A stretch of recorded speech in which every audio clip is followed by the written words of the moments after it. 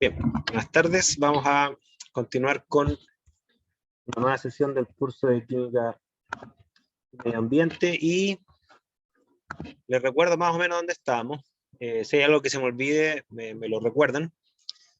Estábamos viendo conceptos ambientales generales, pero antes de entrar a la parte conceptual estábamos viendo el tema de más o menos la física y la química de nuestro planeta, así en términos generales, como descriptivos, ¿ok? Y estamos discutiendo más o menos lo que eran las dimensiones físicas y la composición química de nuestro planeta. Y por el lado físico, si mi memoria no me falla, alcanzamos a ver el tamaño del planeta, si mal no recuerdo. A ver si me lo recuerdan, por favor. ¿Vimos el tamaño del planeta? Y vimos las dimensiones del planeta, profesor. Dimensiones del planeta. ¿Vimos el radio del planeta? Sí. Sí. Entonces teníamos un planeta de un radio de un poco más de 6.000 kilómetros, ¿ok? Un diámetro, por lo tanto, un poco más de 12.000 kilómetros. Tenemos además una capa atmosférica que son unas pocas decenas de kilómetros. Algunos la fijan en 50 kilómetros, extendiendo hasta la atmósfera con una composición gaseosa determinada. Algunos extienden esto hasta 100 o 200 kilómetros más, incluyendo ya una capa mucho más densa y difusa. Pero el hecho es que a nivel de la vida, más o menos se estima que la vida se mueve entre 10 y 20 kilómetros hacia arriba en la atmósfera. Y también vimos que las profundidades, creo que lo vimos, las profundidades de los océanos tenemos más o menos 10 kilómetros hacia abajo. Entonces, para efectos de las dimensiones de un planeta es bastante estrecha donde se desarrolla la vida, más o menos 20 kilómetros. Para un planeta que tiene un radio de 6.000, ustedes se podrán imaginar que la vida representa una cosa bastante pequeña, dada las dimensiones de la esfera terrestre. ¿Okay? Por eso yo les decía a ustedes que esta imagen de que los seres humanos vamos a quemar el planeta y destruirlo en pedazos, es una imagen absurda. O sea, nosotros como seres vivos le hacemos casi nada al planeta. Esa capa es la que sí podemos generar algún efecto. Y también vimos el tema de la composición química del planeta, que si bien es cierto como esfera terrestre es mayormente hierro, porque tiene un núcleo de hierro, a nivel de la corteza terrestre lo que más tenemos es silicio seguido de oxígeno, y que todo esto tiene una explicación estelar. Es decir, hay que recordar que nuestro planeta, de un punto de vista de su composición química, lo que nos dice la ciencia hoy en día es que fuimos residuos de explosiones estelares, porque sabemos que la estrella fusiona los elementos para formar los elementos pesados hasta el hierro, y cuando la estrella muere, en esa explosión se generan trazas de elementos mayor al hierro. Por lo tanto, no es casualidad que los elementos de número atómico mayor al hierro tienen menor concentración. ¿Ok?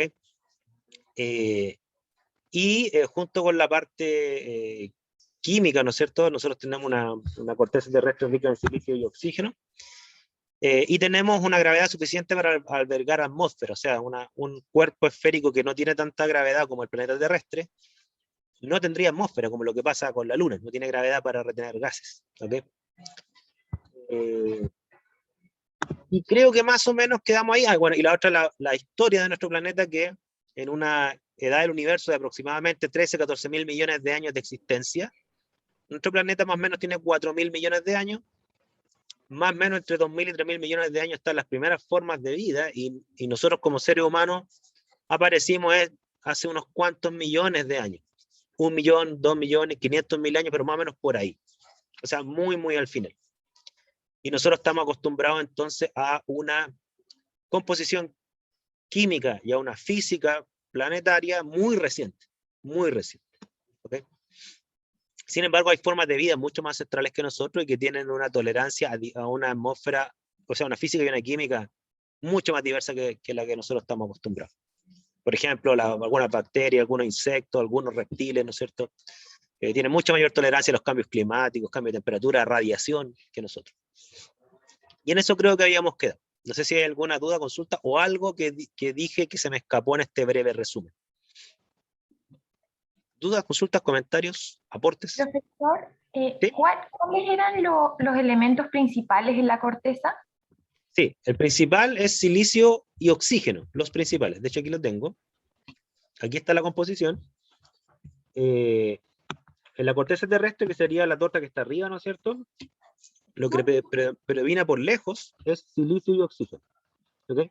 Porque la mayoría de la corteza terrestre químicamente son silicatos, con un poco de aluminatos, por eso es el tercer elemento más abundante de aluminio. De hecho, mucha gente define la mayoría de los suelos como aluminosilicatos, así los define. ¿Okay? Vamos a ver química de suelos para que también lo tengan presente. Pero cuando uno va bajando en la corteza terrestre, porque hay que recordar que la corteza terrestre es la solidificación del magma, que es líquido hacia abajo, cuando uno va bajando en la corteza terrestre, se va encontrando cada vez con más hierro, ya en el núcleo es prácticamente puro hierro. Entonces, si tomamos la esfera terrestre como un todo, como una muestra problema, por así decirlo, claro, el planeta es mayormente hierro, ¿okay? Pero como nosotros no vivimos en el núcleo, sino que vivimos en la corteza, en una capa muy estrecha, ¿no es cierto? Normalmente nosotros decimos que para efectos de la química ambiental, el elemento que predomina es el oxígeno y el silicio.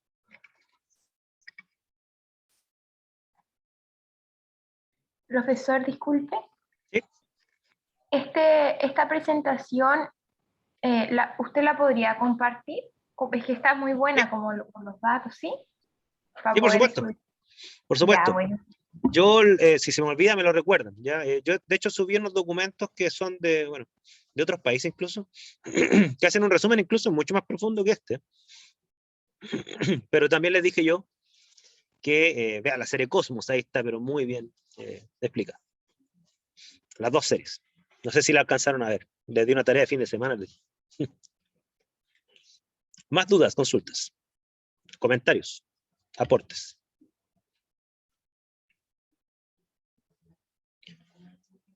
Miren, ¿por qué les explico esto? Todo esto de, de las dimensiones físicas y químicas de nuestro planeta y la historia de nuestro planeta. Se lo explico porque normalmente hay ciertos conceptos ambientales que tienen sentido si es que uno conoce esta historia. Si no, uno los malentiende desde mi punto de vista. ¿Okay? Me explico. ¿Cómo todo esto influye en nosotros? ¿Okay? O sea, nosotros somos lo que nos dice la ciencia, salvo que ustedes tengan algún tipo de creencia de otro tipo, ¿no es cierto? Pero lo que nos dicen la ciencia es que nosotros somos el producto de la evolución espontánea de la materia. ¿Okay? Espontánea no quiere decir azarosa, porque mucha gente confunde espontaneidad con azar. ¿Ya? Basado en las leyes de la naturaleza, ¿no es cierto?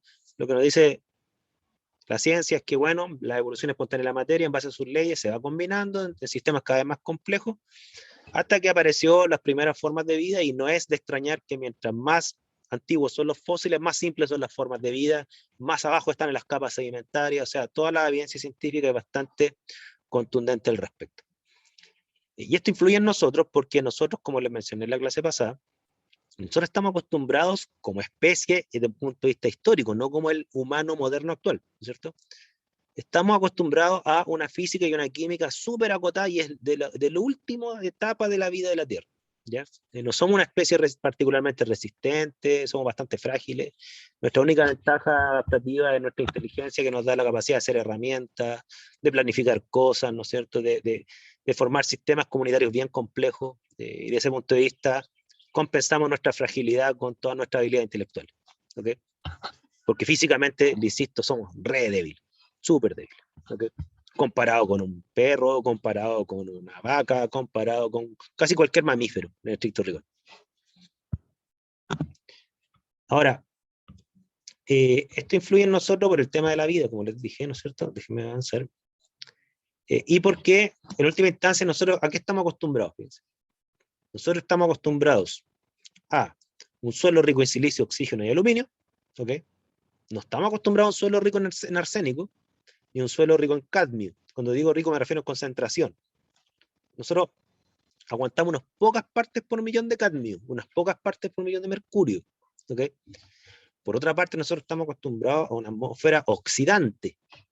¿Okay? Antiguamente la atmósfera del planeta no era oxidante, era una atmósfera reductora, es decir, tenía gases cuyos elementos estaban en estado de oxidación bajo. Por ejemplo, antiguamente había amoníaco, nitrógeno -3, no nitrógeno 0.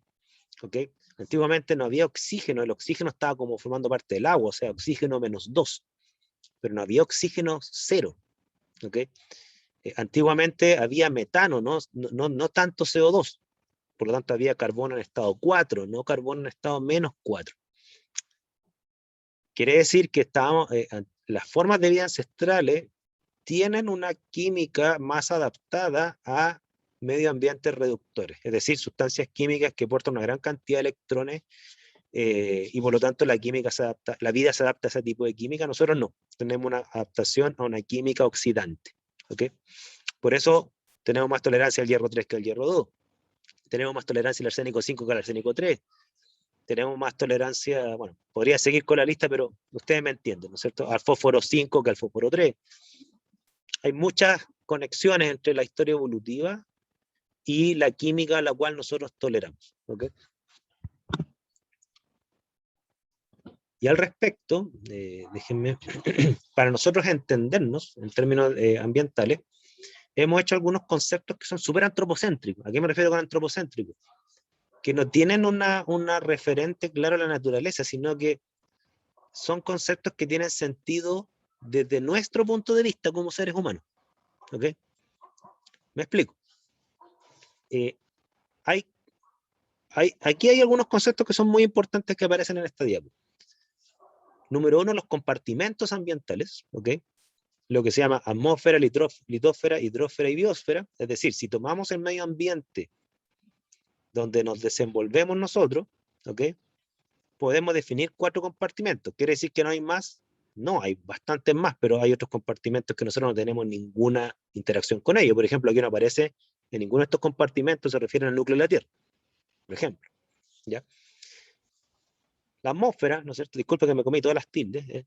La atmósfera, claro, se define como el compartimento ambiental cuyos constituyentes están mayormente en estado gaseoso. No exclusivamente en estado gaseoso, o sea, nosotros aquí vamos a tener una visión más compleja de la atmósfera. La atmósfera también hay agua, también hay partículas sólidas, ¿ok? Pero mayormente gaseosas. Pero estos otros componentes que son menores son súper importantes para nosotros. De hecho, las partículas son súper nocivas para nosotros. De hecho, muchas normas ambientales definen máximos y por lo tanto se monitorean el material particulado atmosférico, que dicen que uno de los que más mata vidas humanas en el mundo en temas ambientales. ¿Ok? Mata vidas humanas, me refiero. ¿Ya? Por otro lado, la litósfera, o sea, nos vamos a referir solamente a la litósfera, ¿no es cierto?, que es la componente terrestre sólida a la cual nosotros nos exponemos y que es la base del suelo, entre paréntesis, es la base del suelo, aunque el suelo no es solo litósfera. Pero con litósfera nos vamos a referir principalmente al aluminosilicato como constituyente mayoritario. ¿Ok? Y son mayormente sólidos, no exclusivamente sólidos. La hidrósfera, ¿no es cierto?, que representa obviamente la componente acuática de nuestro planeta, que como malmente se dice que nuestro planeta es mayormente agua. Bueno, nuestro planeta no es mayormente agua, nuestro planeta es mayormente sólidos y magma, ¿ya? Agua tiene súper poco, lo que sí representa 70% de la superficie cubierta de la Tierra, que no es lo mismo. O sea, hay una capa mínima de agua sobre la esfera terrestre, pero la cantidad de agua que tenemos es súper poca comparada con el resto del planeta. O sea, primera concepción que hay que ir derribando, ¿ya? Y esa hidrósfera, ¿por qué nos interesa conceptualizarla? Porque de eso dependen muchas cosas como las cadenas tróficas, de eso dependen los ciclos de varios elementos. Entonces vamos a tener que entenderla. Nosotros vamos a tener cursos de química de suelo, va a estar la litósfera ahí. Vamos a tener en el curso algo de química del agua, va a estar la hidrósfera ahí. Vamos a tener algo de química atmosférica, por lo tanto va a estar la atmósfera ahí. Y lo que nosotros definimos como biosfera, ¿no es cierto?, es el compartimento ambiental que toma parte de estas 3 dimensiones, toma parte de la atmósfera, parte de la litósfera y parte de la hidrósfera, en la cual se sustenta la vida. ¿Okay? O sea, la vida no está en toda la atmósfera, está en una parte de esta. La vida no está en toda la litósfera, está en una parte de esta. La vida tampoco está en toda la hidrósfera, está en una parte de esta. Eso es lo que vamos a llamar biosfera. ¿Okay? Si ustedes se van al libro de química ambiental, van a encontrar más esferas. ¿Okay? Por ejemplo, la antroposfera han definido ya, que es el subestrato de la biosfera donde se desenvuelve la vida humana, porque la vida humana se desenvuelve en un estrato mucho más pequeño que toda la vida, porque somos súper frágiles y abarcamos menos que la biosfera. ¿Estamos claros? Han definido la tecnosfera, ya algunos libros están hablando, de que Dentro de la antropósfera, donde está el ser humano, hay una subcategoría que es la tecnología humana que se ha desarrollado. Eso no incluye solamente máquinas, sino que edificios, cosas por el estilo. Y ahí se ha generado como una especie de subecosistema. Eso es lo que han dicho algunos, ¿ya? No vamos a llegar a ese nivel de especificidad, yo creo que eso ya es más para posgrado. Son conceptos nuevos que todavía están discutiendo, hay mucha investigación para ver si tiene sentido hablar de una nueva esfera o una nueva subesfera, pero se los menciono, ¿ya? Pero también aparecen dos conceptos de los cuales vamos a hablar ahora, que es el concepto de contaminación y polución, ¿ya? Que en inglés se definen bastante bien. ¿Sí? Lourdes. ¿Cómo se llamaba la esfera donde nos desarrollamos nosotros como seres humanos? La han definido como antropósfera, ¿ok? Antropósfera. Claro, o sea, todo lo que se refiere como antropocéntrico es como lo centrado en el humano, ¿ok? Entonces la antropósfera sería como la esfera del ambiente donde nos desenvolvemos nosotros. Gracias, profe. ¿Sí? Más dudas, consultas. Tengo un ruido acá, disculpe. ¿Dudas, consultas, comentarios? Ninguno por el momento, profe. Ok. Vamos a un concepto que es súper complicado y que desde mi punto de vista lo han hipersimplificado demasiado en las discusiones ambientales que hay a nivel social, ¿ya? Que es el concepto de contaminación. Fíjense, ¿qué entienden ustedes por contaminación? Quiero ver qué mensaje le ha llegado a ustedes socialmente.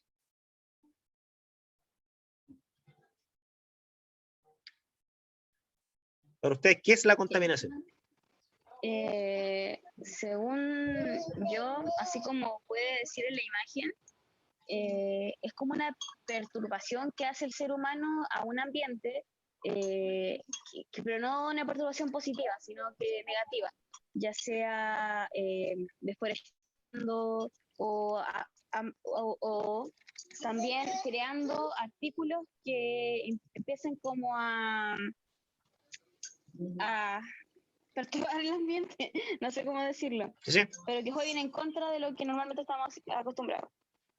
Ya tú tocaste dos conceptos, uno que es importante para este curso, que es el concepto de perturbación, que yo creo que sí aporta mucho a las discusiones profundas de química ambiental, porque tú no te referiste a arrojar una sustancia química, porque mucha gente asocia contaminación solo con contaminación química. Y las perturbaciones ambientales no son solamente químicas, hay perturbaciones que son físicas y biológicas. ¿Ok? Entonces, el término perturbación yo encuentro que es bueno, ¿ya? Perturbar, alterar, como verbos, yo creo que son mejores que, no sé, intoxicar, no sé, cosas por el estilo, ¿ya? Ahora, tú lo asociaste sí a un concepto que es humana, o sea, es decir, perturbación humana, ¿ya? Entonces le endosas un origen humano, antropocéntrico, ¿no es cierto? Que es lo que estamos discutiendo. ¿Qué tiene otra definición de contaminación? ¿O están de acuerdo con lo que dijo Lourdes?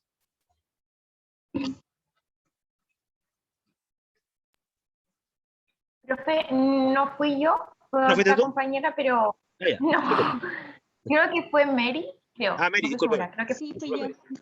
pero yo encuentro, o sea, para mí también es bastante, o sea, me identifico con lo que dijo ella. Es como, no sé, tal vez como ensuciar puede ser, como ensuciar el ambiente. Ya. Sí, bueno, el ensuciar es como un término más psicológico, pero entiendo a lo que te refieres. Uno tiene la imagen de contaminación como algo que está no solamente afectando el medio ambiente desde un punto de vista objetivo, sino que estéticamente también lo está dejando horrible. ¿Ya? Así como que uno se imagina una cañería arrojando un líquido negro sobre un agua cristalina, así, una cosa así, ¿no es cierto? Que eso es un episodio de contaminación también, sí. Aunque también, profe, también a lo que me refiero es que no solamente a nivel químico, así como usted dijo, sino que también nosotros alteramos la cadena trófica. Porque, por ejemplo, los animales que están en peligro de extinción no es porque realmente esté pasando algo en el mundo que sea sin culpa del ser humano, que esté acabando con las especies. Nosotros estamos quitando también espacios que donde deberían vivir, estamos entrando en nichos que no deberíamos estar, y estamos como quitando cosas que no nos pertenecen. Lo siento. Mis sobrinos gritando, perdón. Continúa, disculpa que tengo un ruido gigante al lado. Voy a ponerme mute y continúa. Y eso, nosotros estamos quitando cosas que son esenciales para el desarrollo de la vida, estamos acabando con ciclos que en sí son muy útiles para el desarrollo de todas las criaturas, como por ejemplo de la deforestación, estamos quitando nichos ecológicos que hay, estamos eliminando especies, también al mismo tiempo hay menos árboles, por lo que hay menos fotosíntesis, y en eso es lo que me refería.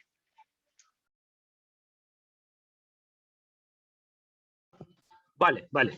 Voy a referirme a lo que dices tú. Voy a cambiarme de lugar porque están pasando una sierra acá que no escucho nada. Denme un segundo, por favor.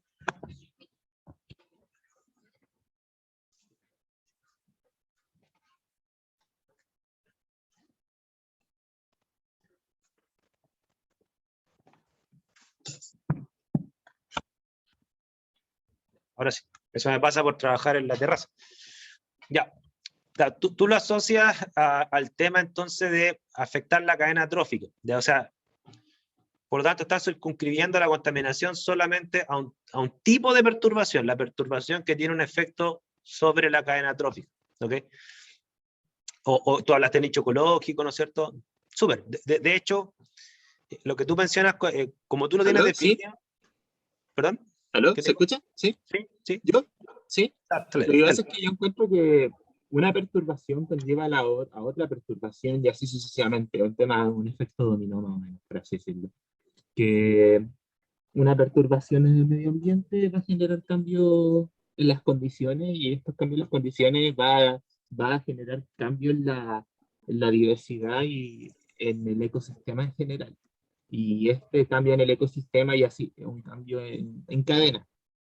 O sea, es como, por ejemplo, cambiar el pH fisiológico de una persona y esta persona va a generar múltiples enfermedades por un tema de cambios por un solo cambio vienen múltiples cambios y eso genera múltiples problemas. Afecta a todos. O sea, todo. Ya, Eso. tú estás hablando como la cadena de consecuencias que generaría una perturbación. ¿Ok? Y claro, nosotros en este curso vamos a estudiar las consecuencias de un episodio de, llámese perturbación o de contaminación, que podrían ser consecuencias a nivel trófico, ¿no es cierto? Sí, efectivamente. También vamos a ver en este curso que también puede ser que no genere efecto a nivel trófico, lo cual no le quita el estatus de contaminación en estricto rigor, ¿ya? Porque primera cuestión que vamos a ver acá, que tiene que ver con lo que dice Nicolás, ¿no es cierto? El término perturbar es súper bueno, pero no solo el ser humano perturba, ¿ok? Por ejemplo, respondiendo a lo que dice Nicolás, una erupción volcánica es un acto de contaminación, es un acto natural, es un fenómeno natural que es altamente contaminante, de acuerdo a las definiciones actuales de contaminación. Y obviamente que un ser humano no tiene nada que ver con una erupción volcánica, ¿ok? Que yo sepa que no controlamos volcanes, capacito que el día de mañana controle un volcán, digamos, pero hasta donde sé, no, ¿ok? Pero, y aquí viene un poco la discusión como más filosófica, el medio ambiente siempre cambia. Entonces la pregunta es, ¿a qué le llamamos perturbación? A un cambio, pues si siempre cambia. Nada estático. Todo está cambiando. Profe, una consulta, pero es ¿Sí? que igual si ponemos el término perturbación dentro de la definición de contaminación, el hecho de que ocurra una erupción de un volcán o hay un tornado o un diluvio, igual eso yo no consideraría que sea como parte de la contaminación porque eso va a pasar sí o sí. En un ambiente puede pasar que hay un diluvio, pero no significa que se va a contaminar la tierra. No sé si eso no entiendo. ¿Por qué? Claro. Claro, lo que pasa es que tú eres fiel con la visión que creo que tú misma diste también, creo, que tú le endosas contaminación como un acto humano, ¿ok? Y por lo tanto, podríamos llamarle deliberado o no, ¿no es cierto? Pero podríamos llamarle artificial, ¿no es cierto? Que no forma parte del devenir de la evolución natural del medio ambiente, ¿ok? Pero en estricto rigor, lo que se entiende por contaminación no es eso, o sea, no se reduce solo a eso, o sea, eso efectivamente, o sea, si yo hago una fogata acá y lanzo humo por todos lados, efectivamente es una perturbación humana y está clasificado como una contaminación, ¿ok? Sin embargo, las definiciones de contaminación actual no reducen solo el acto de contaminar a una perturbación exclusivamente humana, ¿ok?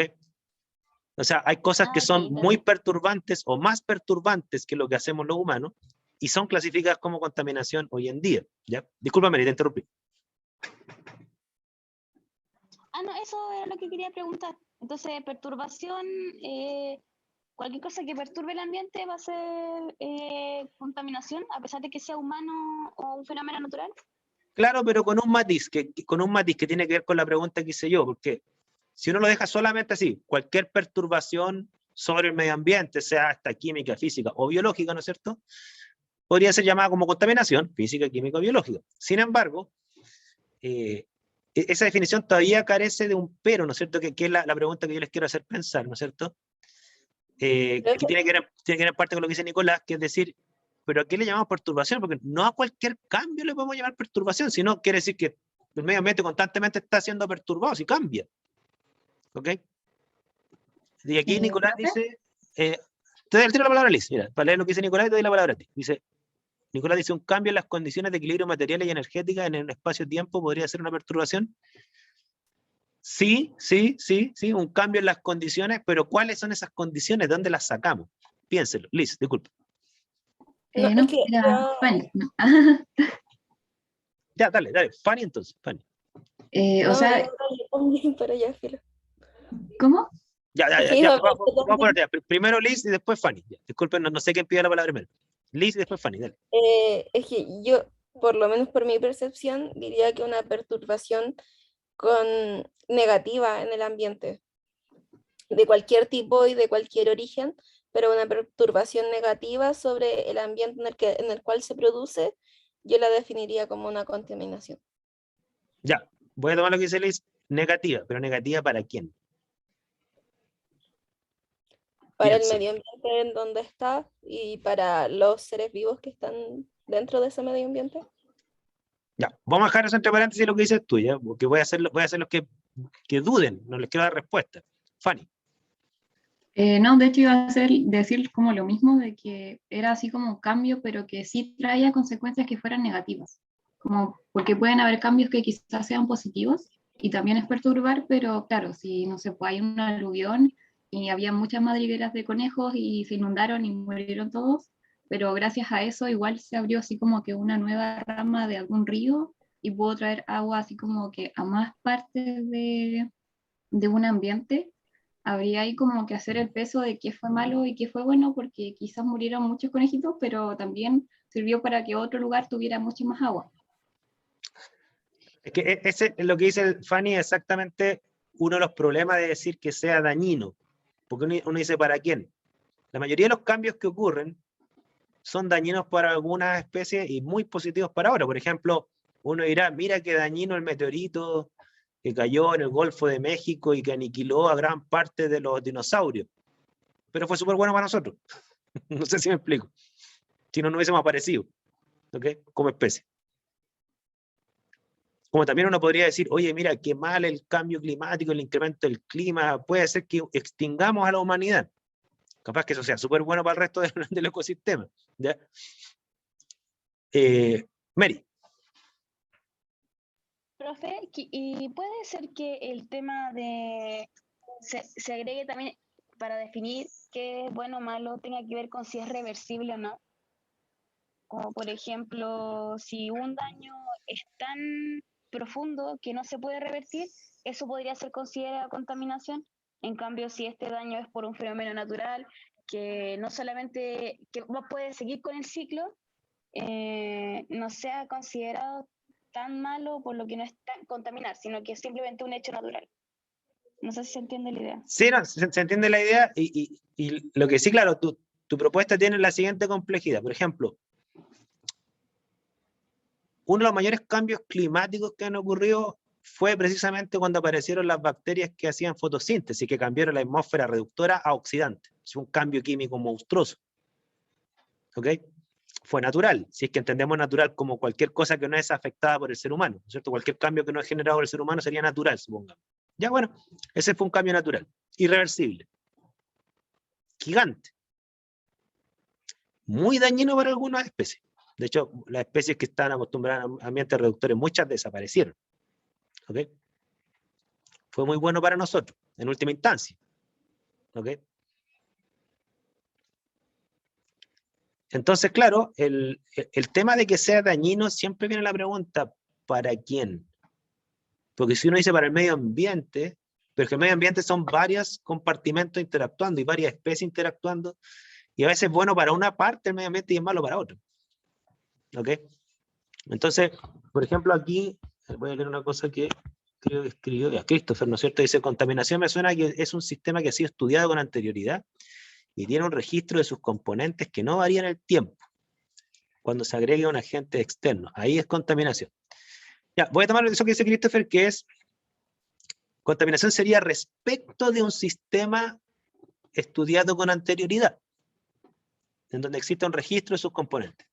¿Ya? ¿Por qué importa esto con anterioridad? Porque fíjense, la definición de contaminación que hay es súper antropocéntrica.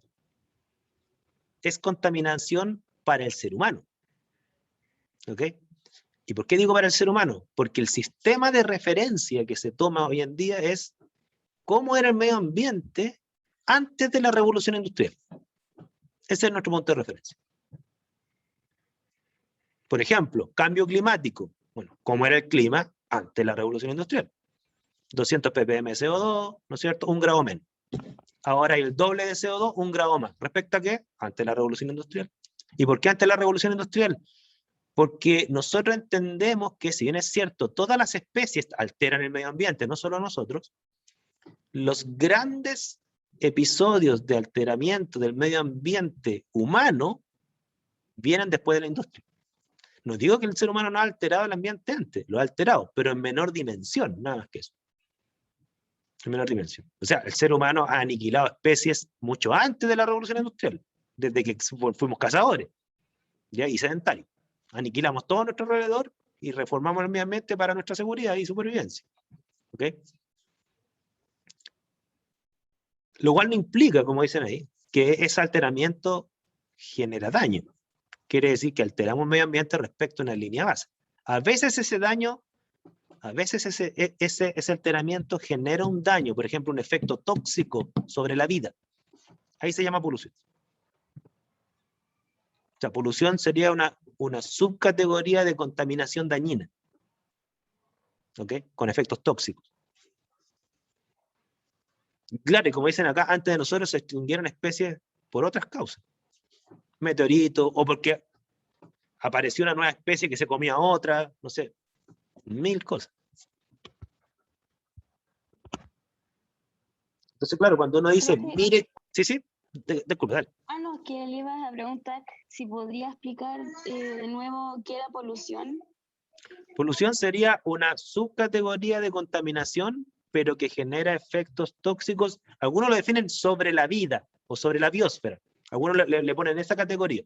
Otros dicen sobre el ser humano. ¿Ya? La definición más amplia que yo he visto en los textos ambientales es sobre la biosfera. O sea, si un acto de contaminación genera efectos nocivos de carácter tóxico sobre la biosfera, ¿no es cierto? Estamos hablando de una polución. Ok, gracias. Y por lo tanto, se le llama, por ejemplo, si fuese de tipo química, a esa sustancia se le llamaría polutante. No solo contaminante. ¿Profe? ¿Sí? Y el término evolución igual tiene una relación con la velocidad en que la especie se estaría viendo afectada, se estaría viendo intoxicada o dañada. Exacto. Exacto. O sea, de hecho, la razón por la cual nos ponemos como punto de referencia lo que existía en química, física y biológicamente antes de la revolución industrial, no es porque nosotros pensemos que de ahí para atrás la humanidad tuvo esas condiciones. Es que estamos diciendo que cualquier cambio que se dio desde que apareció el ser humano hasta antes de la revolución industrial han sido cambios graduales. ¿Ok? Pero nuestro punto de quiebre es la revolución industrial. De ahí para adelante los cambios se volvieron abruptos. No todos los cambios, algunos. ¿Ok? Entonces, cuando yo digo, por ejemplo, el sedimento de Puchuncaví está contaminado con arsénico, ¿no es cierto? ¿Yo qué es lo que estoy diciendo? Que los niveles de concentración de arsénico actuales son mucho más altos que los que habían antes de la revolución industrial. En esa zona. Eso es lo que estoy diciendo. No estoy diciendo que esos niveles de concentración son dañinos, que sí lo son, ¿ya? Pero aunque no lo sean, no dejaría de ser contaminación.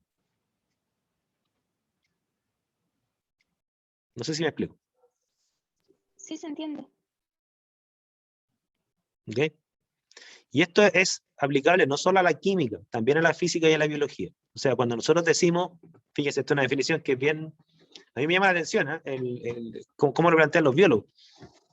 Dice, mira, un tipo de contaminación biológica es cuando el ser humano ingresa a una planta invasora. Por ejemplo, ustedes se traen una semilla de una planta de otro país que no hay acá, ¿no es cierto?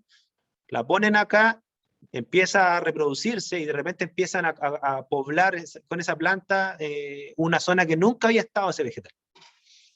¿Ok? Dicen contaminación biológica. ¿Ok? Contaminación biológica. Ahora la pregunta del millón es, ¿pero respecto a qué? Pues si ustedes creen que la diversidad de especies se ha mantenido constante, si siempre han habido, sin el ser humano, plantas, vegetales invasores. Siempre hay. ¿Okay? La pueden traer los pájaros en su estómago, pueden traer semillas y germinan acá cuando migran. ¿Cuál es el problema entonces? Si siempre han habido, o sea, del momento que se congelaron algunas mares y empezaron a pasar animales de un continente a otro y después esto se derritió. ¿Y por qué no tomamos eso como ejemplo? ¿Ya? Uno podría decir, oye, todo cambia, si las especies se mueven, no se mantienen estáticas, o sea, más o menos se mantiene cierta cantidad de especies fijas, pero las barreras no son barreras infranqueables por la naturaleza. ¿Ya? Entonces, para nosotros, ¿cuándo afectamos la biodiversidad, por ejemplo? Respecto de la biodiversidad que había antes de la revolución industrial. Porque miren, piénsenlo de otra forma. Si nosotros fuésemos defensores de la biodiversidad en todo el sentido de la palabra y queremos la biodiversidad que había antes del ser humano, no antes de la revolución industrial, antes del ser humano, perfecto, pues, clonemos dinosaurios. Resucitemos al tiranosaurio Rex. Eso es natural. ¿Qué les parece? Se extinguió, no lo extinguimos nosotros, pero es natural, y es lo que había antes de la revolución industrial. Con ingeniería genética volvamos a reflotar al tigre diente de sable, no sé, ¿ya? Nadie quiere eso. ¿Por qué? Porque esa biodiversidad nos era tremendamente, no hubiese sido tremendamente hostil. ¿Ok? Entonces, este amor por tener cierta composición química, atmosférica, terrestre, cierta biodiversidad, cierta física, ciertos decibeles de ruido, cierta radiación, no es un amor, voy a hacer cargo de mi opinión, ¿eh? Porque a mí me gusta como hacerlos pensar. Desde mi punto de vista, no es un amor por el planeta, ¿ya? Es un amor por las condiciones del planeta que nos favorecen, que es distinto.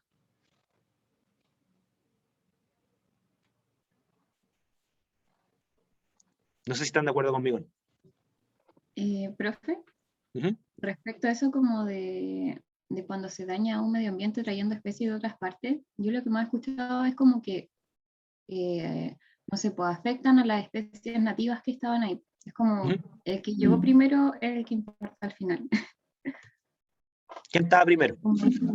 Claro, es como mantener, preservar lo que ya estaba ahí para que no se pierda o que no cambie. Claro, pero lo que estaba ahí, ¿cuándo? Antes del ser humano, antes de la revolución industrial, los primeros seres vivos. ¿Te fijas? Entonces, siempre es un punto de referencia. Los que estaban ahí, ¿cuándo? Porque el mundo cambia y hay especies que aparecen y desaparecen sin el ser humano. Claro, en tiempos enormes, ¿no es cierto? Probablemente desde que apareció el ser humano, la biodiversidad ha cambiado, por poner un número, un 0,1%, pero respecto de cómo ha cambiado la biodiversidad en toda la historia de la vida en la Tierra.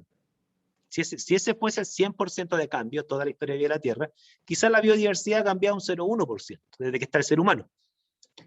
Pero en el último trozo, a lo mejor de ese 0,1%, voy a poner un número, a lo mejor 0,8% ha sido después de la revolución industrial. Entonces 0,08. No sé si me explico. Entonces, todo esto es relativo a un punto de referencia, quiero que lo tengan bien claro, respecto de un punto de referencia. ¿Ok? Yo, personalmente yo creo que todos los discursos ambientalistas racionales, porque considero que hay discursos ambientalistas irracionales, ¿ya? Todos los discursos ambientalistas racionales lo que buscan preservar es aquella realidad natural que nos daba las mejores condiciones de vida, en términos naturales, ¿ok? En términos naturales, en el sentido de que nos proveía de materiales básicos, agua, sol, cadenas tróficas que nos sustentaban, ¿no es cierto? Pero no más atrás, no más atrás. Porque más atrás no había oxígeno, no sé si me explico. ¿Ok? Más atrás los árboles eran gigantes. ¿Ok? Más atrás habían animales que nos hubiesen destruido. No solamente a nosotros, nuestras construcciones. O sea, no habrían casas, creo yo. Y así sucesivamente. De hecho, si nos vamos antes del ser humano, había más CO2 en algunos periodos. Más temperatura incluso. Pero eso es mucho antes del ser humano. ¿Okay? Me he perdido algunos mensajes, disculpen.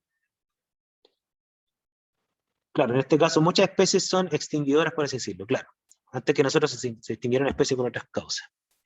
Claro, ahí Sofía da exactamente, ese es el mensaje que da Jurassic Park, ¿no es cierto?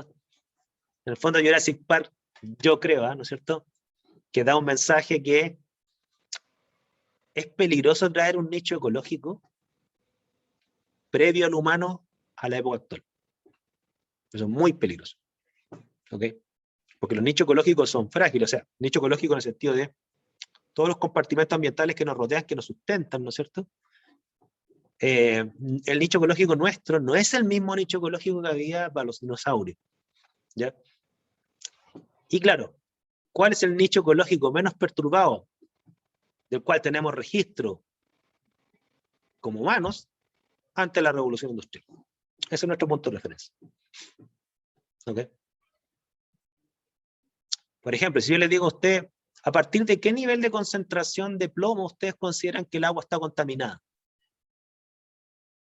¿Cuál es la respuesta? Es que el nivel de plomo del agua no afectada por la industria. A eso nos referimos. ¿Ya? Lo cual no quiere decir que si se contamina es dañino. Como también, lo cual no quiere decir que un nivel natural es inocuo. Porque, por ejemplo, les pongo un caso. Los niveles naturales de arsénico que hay en muchos ríos del norte, incluso antes de la revolución industrial, son tóxicos. Por razones naturales. Los suelos minerales tienen cualquier cantidad de arsénico. Los niveles de arsénico que tienen esa agua están medidos, y no hay ninguna industria alrededor, ¿ok? Son 10 ppm, 1 ppm, cuando lo que nos es nocivo en términos de concentración es 0,01 ppm. O sea, estamos hablando de aguas naturales que tienen 10, 100 veces más concentración de la que toleramos, naturalmente. No están contaminados, de acuerdo a esta definición. Porque ese es su nivel natural preindustrial. ¿Ok? Entonces, claro, hay una cuestión que a mí como profe me cuesta como lograr con los estudiantes, y hacer ver lo siguiente: el hecho que un medio ambiente no está contaminado no implica necesariamente que ese medio ambiente es benéfico para el ser humano. Hay ambientes que son hostiles al ser humano en sus condiciones naturales. Son pocos, ciertamente, sí. O sea, en general, un medio ambiente no contaminado, con niveles preindustriales, en general, la mayoría de las veces, son medio ambientes bastante benéficos para nuestra subsistencia. Pero no siempre, ¿ok? Como también hay medio ambientes perturbados que no alcanzan un grado de perturbación dañino para el ser humano. También, en general, es poco probable, pero pasa. ¿Ya? Entonces, ¿qué mensaje uno puede decir? En general, si nosotros volviéramos a los niveles físicos, químicos y biológicos de la época preindustrial, en general tendríamos un medio ambiente mucho más benéfico que el que tenemos actualmente. En general, no lo tomes como una frase absoluta. Claro, el desierto es sumamente hostil en términos radiativos, es sumamente hostil en términos del contenido de elementos traza tóxicos para nosotros, es sumamente hostil. ¿Okay? De hecho, no sé si ustedes conocen las famosas momias chinchorro, tienen una cantidad de arsénico monstruosa esas momias. ¿Ya? ¿Profe? ¿Sí? ¿Ahí? Es que es más una opinión y también una duda al mismo tiempo. Dale, dale. Es que me acuerdo que hace tiempo, como hace un mes, leí que Greta, la niña que es como la cara de... Activista. Sí, activista, había dicho que ella cuenta que ella prefiere, no sé, pues, viajar en barco a usar el transporte o también viajar en avión, un ejemplo. El tema es que eso también lo comparaban con el hecho de que ahora ya no usamos bolsas de plástico, sino que algunos prefieren usar bolsas reutilizables o bolsas de papel como para ayudar al medio ambiente. Eso ese es el propósito. El tema es que yo igual sigo relacionando el tema de que mientras más persigan, si siguen habiendo más personas en el mundo, ¿de qué va a servir tanto usar bolsas de papel si vamos a gastar todos los recursos, toda la materia prima, vamos a tener que talar más árboles, se van a tener que plantar más, por lo que igual se van gastando los nutrientes del suelo, y eso significa que va a haber más papel y menos árboles? Entonces igual como que eso sigue rondando en mi cabeza, como está reemplazar los métodos antiguos, que era el plástico, por los nuevos, que es el cartón o el papel. Sería como, ese es como, lo encuentro como contradictorio, porque seguimos en el mismo ciclo de gastar y gastar. Sí, mira, lo que tú mencionas, yo estoy de acuerdo contigo. De hecho, yo sí, es cierto, valorando esta medida. O sea, yo valoro mucho a una persona que se preocupa por utilizar bolsas reutilizables, ¿no es cierto? Se preocupa por su huella de carbono. De hecho, es una actividad que tienen que hacer esta semana, de su huella de carbono. la vamos a hacer. Se preocupan por su huella de carbono, se preocupan de la cantidad de desechos que generan. O sea, eso suma, obviamente, suma mucho. O sea, que un ser humano en su vida genere 100 de residuos por demanda energética, de materiales, de agua, de terreno, todo lo que uno quiera, versus ese mismo ser humano que genere 50 de residuos con la misma calidad de vida, expectativa de vida, obviamente que uno debiera preferir el ser humano que produce 50 de desecho y no 100. ¿Okay? Y todos los esfuerzos de optimizar los recursos, y eso implica reciclaje, ¿no es cierto? Implica eficiencia energética, todo lo que queramos, ¿no es cierto? Eso siempre va a sumar. ¿Okay? No estoy absolutamente en contra de eso para nada, estoy completamente a favor. ¿Ya? Pero yo comparto contigo, o sea, yo creo que hay una variable que desde mi punto de vista es lejos la que más pesa, más que lo anterior, que es la sobrepoblación. Y yo creo que nadie se ha tomado en serio la discusión de la natalidad humana. Por razones políticas, religiosas. Yo soy medio paranoico desde ese punto de vista. Yo creo, puedo estar equivocado, y por favor, si estoy equivocado, háganmelo ver, ¿no es cierto? No tengo una parada ideológica en esto. Yo creo que la razón por la cual no se menciona el tema de la sobrepoblación es porque no tiene rédito político. Es mucho más fácil atacar a las industrias y a la contaminación, porque eso les da como una cruz anticapitalista que suma votos, ¿no es cierto?, que atacar la sobrepoblación, que también hay que considerarla, pero claro, como la variable sobrepoblación no tiene una vertiente ideológica, como que no le suma datos políticos a nadie, rédito político a nadie. Nadie se vuelve diputado, senador, ni dirigente de una ONG por eso. Esa es mi opinión bien crítica. ¿Ya? No le da poder a la gente tener ese logro. Profesor, ¿le puedo hacer una pregunta? Sí, sí. Pero ¿no será que más que sobrepoblación es que está mal distribuida la gente en el mundo? Es que Hay mira, zonas, regiones de la corteza terrestre, obviamente, porque no nos vamos a ir al centro de la Tierra, pero que están con poca población y otras que están con exceso, ¿no? Sí, es que mira, ¿sabes por qué yo creo que más que el tema de la distribución, que también tiene algo que ver, ¿no es cierto? Pero ¿por qué me la sigo jugando con el tema de la sobrepoblación? Porque hay un dato para mí que es clarísimo. Miren ustedes en la página de Nuestro Mundo en Datos, ¿cuánto es nuestro terreno que está ocupado por cultivos? O sea, estamos hablando de comida, nada más que eso. Si mi memoria no me falla, es la mitad del área terrestre ya está ocupado con plantaciones que son cultivos. Entonces, dado que los seres humanos de forma ineludible debemos comer, ¿ok?, no veo forma de resolver ese problema si seguimos siendo más humanos. Y ese problema implica mayor demanda de agua, de terreno. Mayor terreno es menos biodiversidad. De hecho, la principal causa de la caída de la biodiversidad, de acuerdo a esa página, es el uso del terreno para fines de cultivo. Entonces, yo creo que claro, si nosotros como humanos necesitáramos solo casas, yo podría estar de acuerdo contigo. Pero como además de casas necesitamos comida, y ya no estamos comiendo la mitad del terreno en cultivos, si es que entendí bien el dato de esa página, ¿no es cierto? Por favor, si encuentran un dato contrario me lo mandan, ¿ya? Yo cambio inmediatamente de opinión. Yo ahí soy súper pesimista con la sobrepoblación. Y insisto, me llama mucho la atención que algo tan evidente no esté en la boca de ningún discurso político.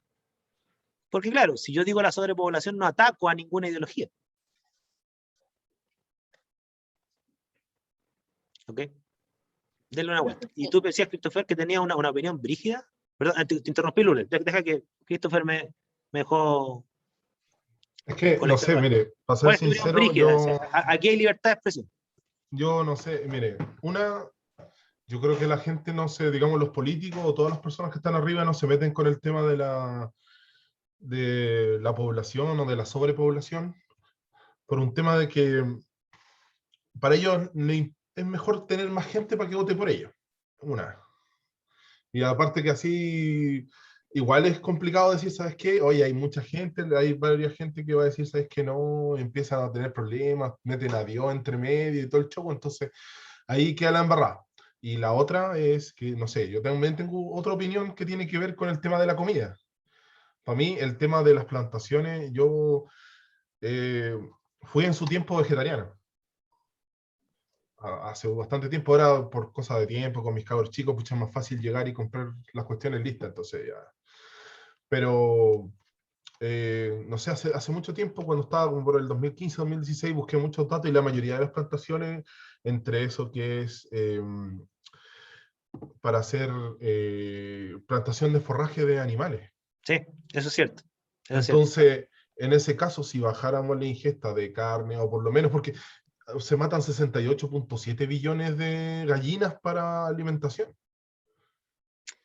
Entonces, es un número bastante gigante en comparación de decir, oye, ¿sabes qué? Es mucha la gente, sino que a lo mejor tendríamos que hacer un cambio en nuestra dieta. No digo no dejar de comer a total, sino que disminuir la ingesta de carne, siendo que, no sé, una vaca necesita, no sé, pues como 70 litros de agua diarios, ¿cachai? Entonces, es complicado.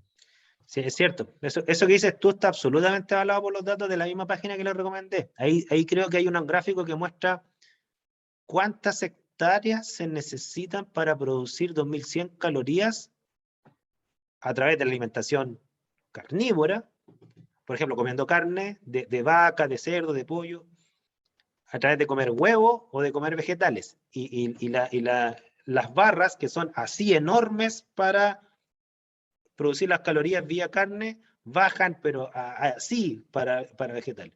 O sea, claramente la alimentación vegetariana, incluso la que incluye los huevos, porque los huevos también son bien ecológicos, Sí, po, es que supongamos, es claramente ecológico, sí.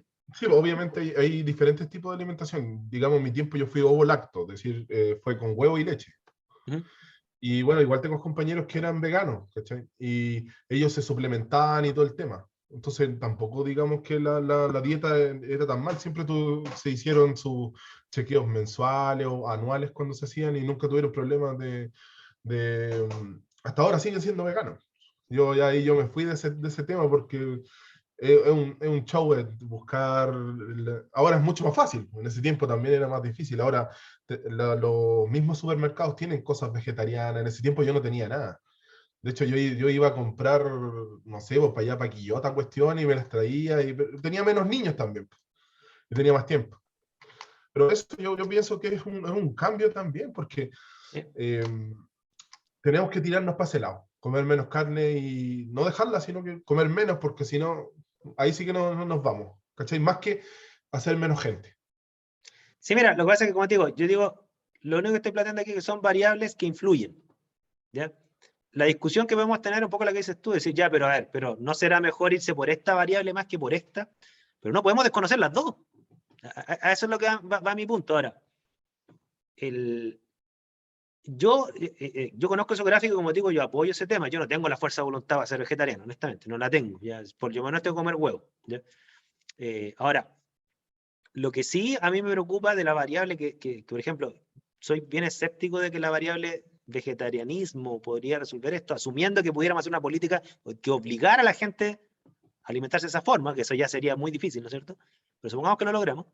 A mí el problema que me genera es que a pesar de eso, como algunos mencionan ahí, la distribución de la comida y el hambre, todavía hay 700 millones de personas que no comen lo suficiente. O sea, podemos reducir el área cultivable para alimentarnos a través de la alimentación vegetariana, sí, pero igual vamos a tener que aumentar las áreas para la gente que todavía no tiene que comer, incluso con vegetales. 700 millones de personas, de acuerdo a la última estimación del 2015. En ese caso, obviamente, yo creo que la cantidad de gente que no come ha ido disminuyendo a medida del tiempo.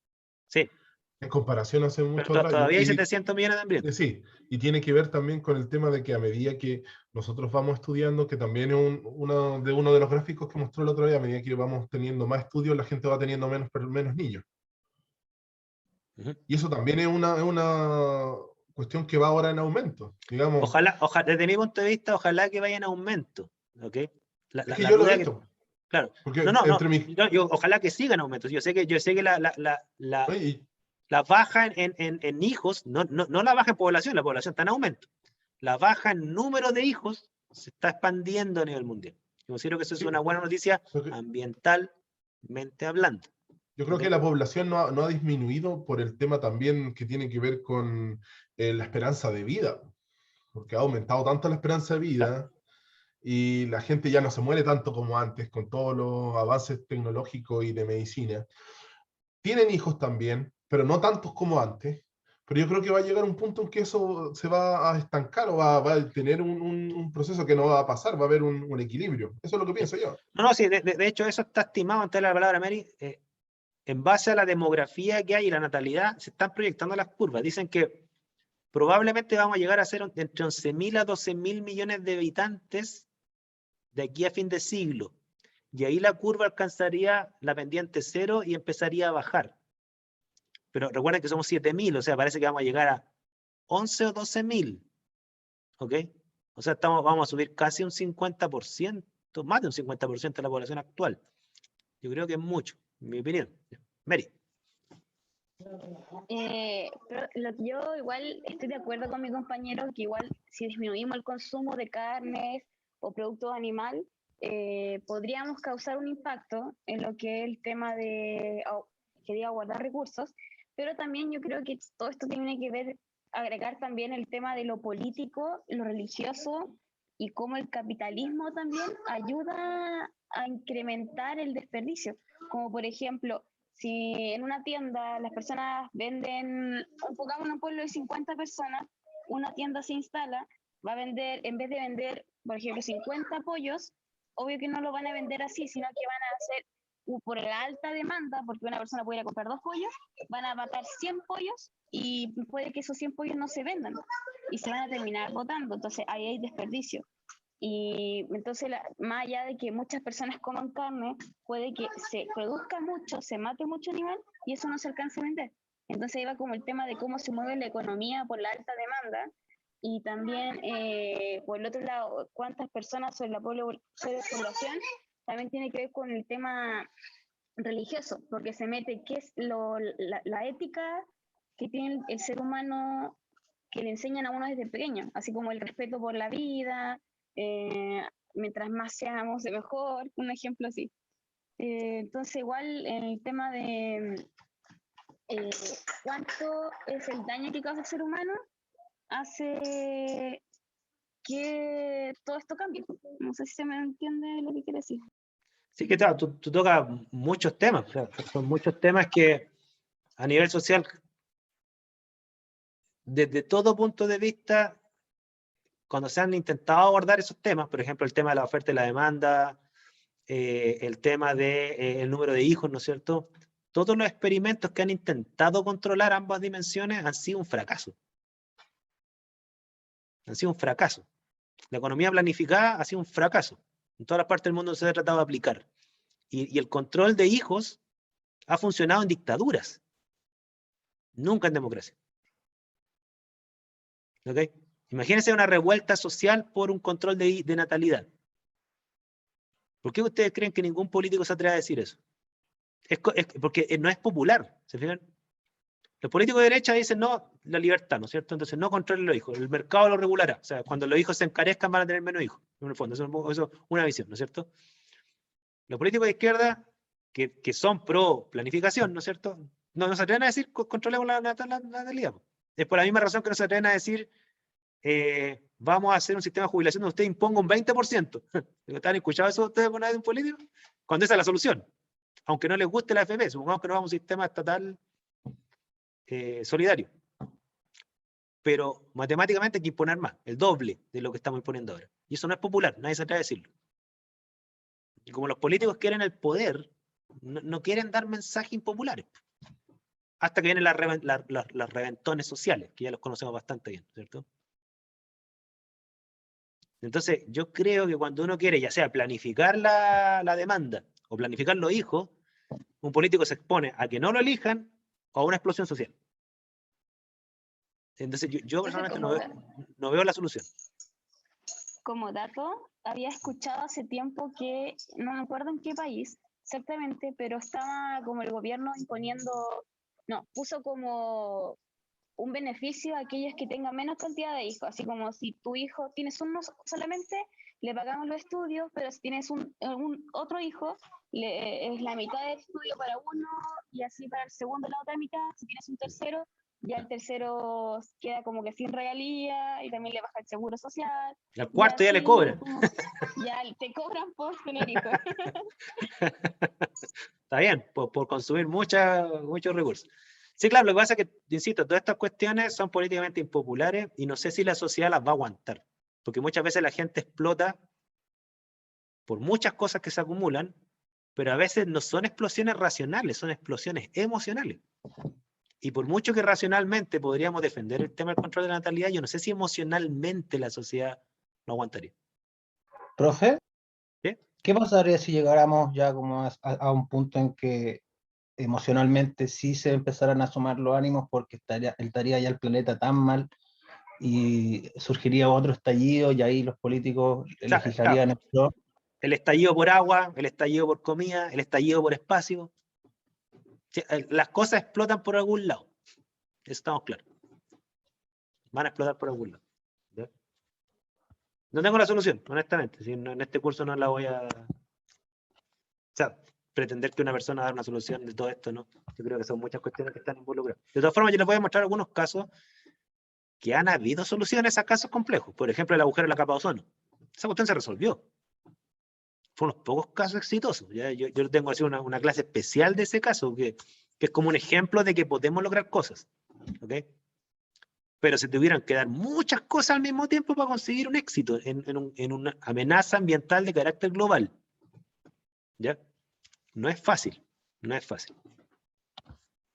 Lo único que yo trato de hacer en este curso, ¿no es cierto?, es, al hacerles ver las complejidades de esto, es que ustedes actúen como ciudadanos responsables, o sea, tienen que tener cierta cuota de racionalidad y de que hay cosas que son muy sacrificadas de implementar. Muy sacrificadas de implementar. ¿Ok? Por ejemplo, si ustedes mencionan el caso de los pollos, ¿no es cierto? Ok, si controlamos la oferta para que no se voten pollos, ¿estarían dispuestos a pagar más por los pollos? Les hago la pregunta. Por ejemplo, un pollo que vale 3.000 pesos, ¿estarían dispuestos a pagar 6.000 pesos por el pollo para que no se pierda? Pregunta que me hago yo. Si tuviera 70 millones de pesos, ¿estoy dispuesto a sacrificarlo y comprarme un Tesla en pro del medio ambiente? Es el típico. O con esos 70 millones me iría de vacaciones a Asia, como quiero hace mucho tiempo. Con una mano en el corazón, ¿qué responden ustedes? No, tienes solo 70 millones de pesos, Javier. No tienes mucho dinero, tienes solo 70 millones de pesos. Y te compras o un Tesla o lo ocupas para tu diversión en muchas otras cosas. Por ejemplo, viajar. O te compro una casita y la riendas. O una casa en la playa. No, una casa en la playa o viajar por el mundo. ¿Qué harían? Porque la segunda opción es más entretenida, pero es tremendamente contaminante. ¿Están dispuestos a hacer sacrificios? Depende si me queda plata. No. Se te acaba la plata con esas dos opciones. 70 millones de pesos te da un Tesla. Se te acabó. Y un viaje por el mundo, pasándola bien, comiendo todo lo que queráis, visitando todos los lugares. Supongamos que son 2 años de viaje. ¿Se te da? Profe, ¿y no me puedo comprar el Tesla y viajar en él? Por el mundo. ¿Sí? ¿No funciona así? O sea, bueno, hay lugares que no vas a poder pasar. Pues. La carretera panamericana te va a llevar solamente hasta Estados Unidos. Lo otro va a tener que tomar un barco para sacar el auto de ahí. Y eso es que Pero no igual tengo plata contaminante. para pagar el barco, así que no Oiga, profe, una consulta que le iba a hacer. ¿Okay? ¿Y la legalización del aborto, eso no sería como parte de la solución respecto al control de natalidad? Es que mira, desde mi punto de vista, dejando de lado el tema ético, porque entiendo que hay gente que está en contra del aborto porque ve la vida humana de la concepción, ¿no es cierto? Yo creo que la función de la legalización del aborto no es como método anticonceptivo. ¿Ya? De hecho, yo creo que el tema del que somos muchos humanos, más que por embarazos no deseados, ¿okay? Pasa por, como dijo uno de ustedes, tenemos más años de vida, ¿okay? Las condiciones materiales son mejores que antes, entonces los niños sobrevivían más. ¿Okay? Antes una persona tenía 7 hijos y le sobrevivían 3, 4, antes de los 5 años. ¿Okay? Entonces, claro, y yo creo que la cantidad de hijos no deseados no creo que explique casi nada de la demografía, honestamente. Yo creo que lo explican más la expectativa de vida y las condiciones humanas. Entonces no creo que sea una solución. De hecho, tan es así que la tasa de natalidad ha bajado enormemente desde el surgimiento de los métodos anticonceptivos, los tradicionales, ¿ya? La pastilla anticonceptiva fue una revolución en términos demográficos. Pero ¿quiénes son las parejas que recurren a esos métodos? Las personas más educadas, que planifican más su vida. Ustedes, los que más estudian.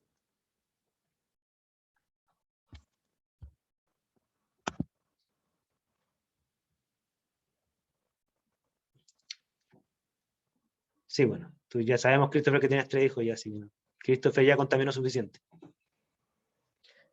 Entonces, quiero que tengan en la cabeza que cuando uno habla de contaminación es natural o antropogénica y respecto a una línea base. ¿Ok? Y nuestra línea base es la revolución industrial, tanto en términos físicos, químicos como biológicos. ¿Ok? Eso nos da una idea de qué tanto hemos afectado al medio ambiente desde 1800, 1850, para ser preciso respecto de el comienzo de la revolución industrial, 1950, cuando ya las industrias estaban en todos lados. Hasta en Chile. ¿Ok?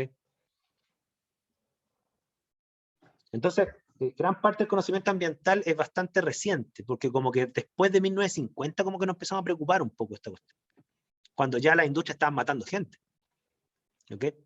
Me refiero por su contaminación. ¿Ok?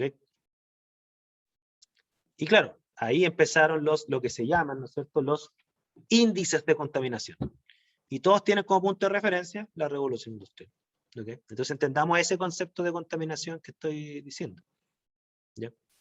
Obviamente que si, en base a lo que ustedes están diciendo ahora, si somos más humanos, la probabilidad de perturbar los niveles naturales, mientras más humanos somos, yo creo que es mayor. ¿Ya? Salvo que existe una forma de optimizar nuestros recursos de tal calibre que incluso siendo el doble ser humano contaminemos menos. Ojalá algún día logremos. Pero todos los indicadores de contaminación van al alza. Nunca he visto una pendiente a la baja. ¿Okay? Aunque hay un par de ejemplos que son buenos. ¿Ya? Profe, y con el ¿Sí? tema de las energías, por ejemplo, acá en Chile el tema de la energía alternativa, como estamos en sequía, me acuerdo que tuvieron que volver a abrir una termoeléctrica entero, así que más contaminación, y mientras más sequía, menos energía alternativa de parte de las termoeléctricas, así que peor todavía. Vamos a tener una clase de demanda energética, pero lo que mencionas tú es bien importante. De hecho, es una crítica que tengo yo a los ambientalistas. Los ambientalistas, los activistas me refiero, siempre se han opuesto a la energía nuclear. Y viendo cómo se han dado las cosas, yo creo que fue un error. De hecho, la energía nuclear no genera gas invernadero. Y la cobertura energética que tiene la energía nuclear no la tiene ninguna energía alternativa. Ninguna. Profesor. ¿Sí? Pero los desastres que han quedado por la mala manipulación no puede ser como tal vez un freno o... Sí, mira, es que todo tiene pros y contras, ¿ya? La energía solar fotovoltaica, las celdas solares, que se las considera como lo más ecológico que hay, producirlas es súper contaminante. Súper contaminante. Producirlas. Una vez que están montadas, son súper ecológicas, pero producirlas. Y tienen tiempo de vida como de 20 años. Se generan muchos desechos. ¿Ok? Y si uno pone una escala, han habido 2 desastres nucleares. Chernobyl y Fukushima, esos son los 2 grandes desastres nucleares que han habido. Y aquí viene la parte racional, no la emocional, la racional. Yo sé que es difícil, ¿no? Miren cuántos muertos han habido. Y comparen cuántos muertos han habido por las otras fuentes de energía. Les dejo la tarea.